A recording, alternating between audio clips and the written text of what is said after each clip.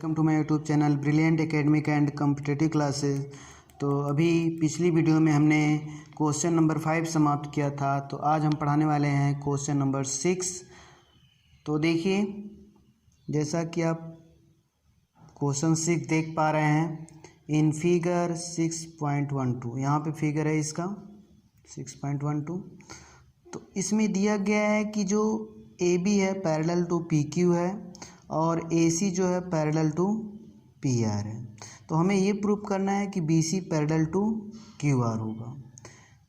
तो आपको क्वेश्चन समझ में आ गया। अब देखते हैं, इसको सॉल्व करते हैं। तो देखिए, इन ट्रायंगल पी ओ क्यू में पहले ले रहे हैं। इन ट्रायंगल पी ओ क्यू में A B parallel to P Q है, A B parallel to P Q. तो हम कह सकते हैं A P by A O equal to B Q by B O. तो इतना हुआ, और ये कैसे होगा? बाई बी पी टी से, बी पी टी से। ठीक, अब इन triangle, now in triangle P O R में ले लीजिए, पी ओ आर, जैसा कि आप बुक में देख पा रहे हैं पी ओ आर, और क्वेश्चन अलग से भी उतार के समझ सकते हैं पी ओ आर। तो A P by A O equal to C R by O C by B P T, by Thales theorem भी लिख सकते हैं। देखिए, ये इक्वेशन है और ये इक्वेशन फर्स्ट सेकंड कर दीजिए, नाम देना चाहते हैं। तो ये दोनों इक्वल है, तो इधर का भी इक्वल होगा। तो फ्रॉम 1 and 2 हम कह सकते हैं B Q by B O equal to C R by O C. तो अगर B Q by B O और सी आर बाई सी ओ हुआ, तो आप जानते हैं किसी भी ट्रायंगल में अगर रेशियो इक्वल है तो जो लाइन बाइसेक्ट कर रही है दोनों लाइन को, वो पैरेलल होगी थर्ड लाइन की। जैसे ओ क्यू और आर में B Q by B O हमने अभी प्रूव किया है, देख सकते हैं B Q by B O, और सी आर बाई सी ओ है, मीन्स कि इस ट्रायंगल ओ क्यू आर में रेशियो इक्वल है। तो by converse of Thales theorem से आप कह सकते हैं कि बी सी क्या होगी? क्यू आर के पैरेलल होगी। तो यहाँ से लिख लेते हैं, यहाँ हमने प्रूफ किया ये। तो बाई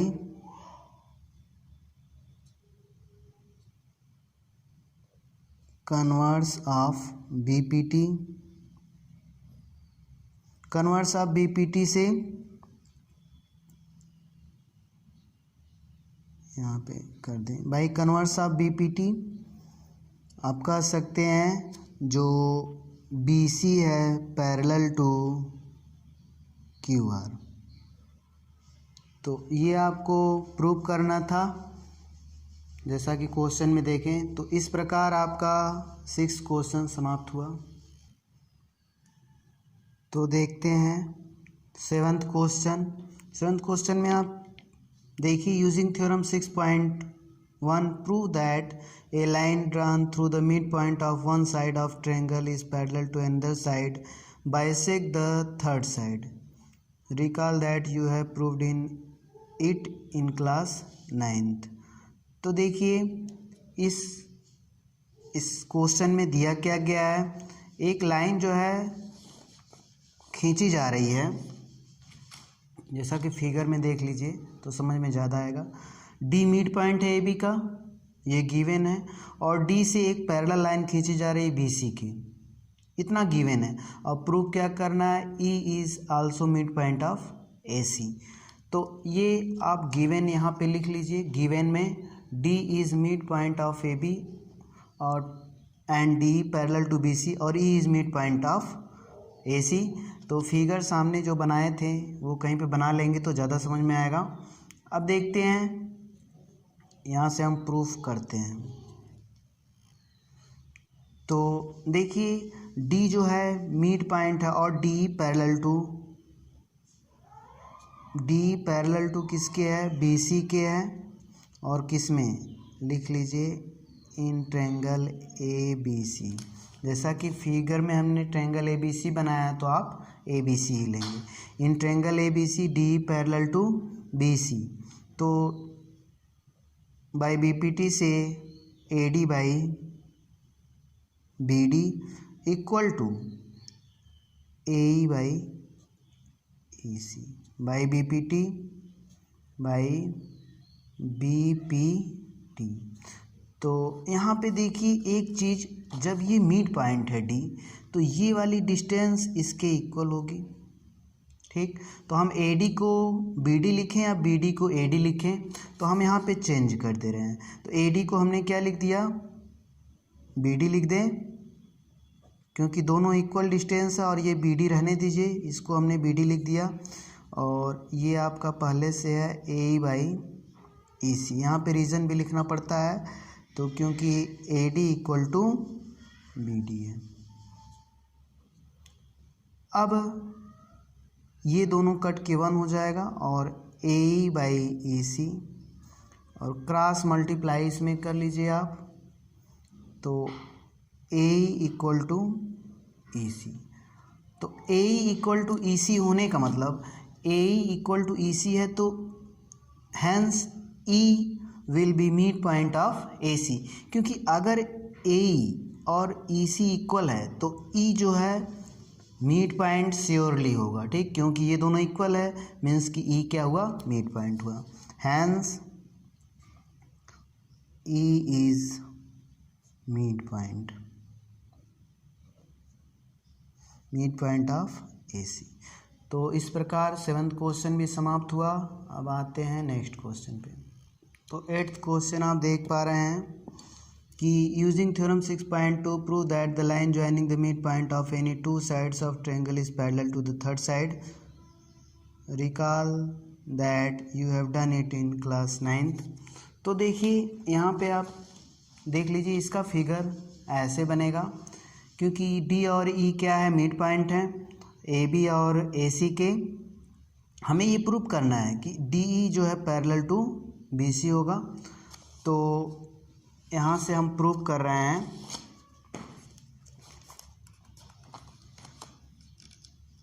8th क्वेश्चन में।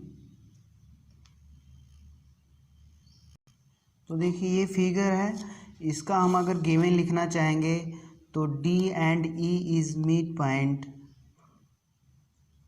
Of A B and A C respectively to prove D parallel to B C, ठीक। तो हम रेशियो निकाल लेते हैं A B by A D का। ए डी का रेशियो निकाल लीजिए। देखिए A B by A D का हम रेशियो निकाल, ए बी और ए डी का रेशियो, तो हम यहाँ पे इजीली निकाल सकते हैं इसका रेशियो। तो ए बी में क्या क्या शामिल है, A D plus B D.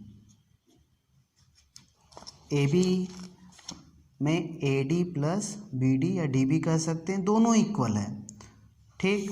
तो हम इसको, ये तो ए डी पहले से रहेगा, क्योंकि ए बी को हमने A D plus B D लिखा, और फिर ए डी और बी डी को ऐड करेंगे तो क्या आ जाएगा, ए बी आ जाएगा। ओ सॉरी, ए डी और बी डी क्योंकि इक्वल है। देखिए हम ए डी और बी डी इक्वल है, तो हम ए डी को बी डी को ए डी लिख दें या ए डी को बी डी, तो हम बी डी को ए डी लिख दे रहे हैं। तो A D plus A D और बाई ए डी, और equal to A D to A D, और यहाँ पे ए डी।